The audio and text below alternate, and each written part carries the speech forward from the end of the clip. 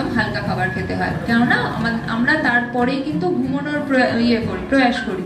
তো সেই জন্য একদম যে ঘুমোতে যাচ্ছি তার আগে আমাদের সবসময় হালকা খাবার খেয়েই করতে হয়, নাহলে ডাইজেশন ঠিক মতো হবে না, আমাদের পরিপাকে অসুবিধা হবে। তো সেই জন্য আমাদের হালকা খাবার তখন লাগে। এইটাই কনসেপ্ট। বুঝতে পেরেছেন সবাই? তো আর কারো কোনো সুগার নিয়ে কারো কোনো প্রশ্ন আছে? খাদ্য তালিকা নিয়ে সুগারের যদি কারো থাকে আমরা তার কাছে আসবো প্রশ্ন। আপনার কাছে আসে নিশ্চয়ই, আমি আসছি। এটা খুব খারাপ আছে, পায়খানা প্রথম পরে তবে চিন্তা ভাবনা করো না সুগার আছে, প্রেশার ছিল, প্রেশার তো আমার তুমি খেতে হয় না, কিন্তু সুগারের তো আমাকে খেয়ে যেতে হচ্ছে, নিয়ে এসেছি। কোনো প্রশ্ন থাকলে করুন এখন। এখন মানে ওষুধটা কদিন খাচ্ছিলাম, কমে গেছে না, শরীরে এত কষ্ট লাগছে, আমার মন বলছে আমার যখন কমে গেছে, মনে হচ্ছে কষ্ট হচ্ছে, একটা কমে দিলাম খবর দিলাম।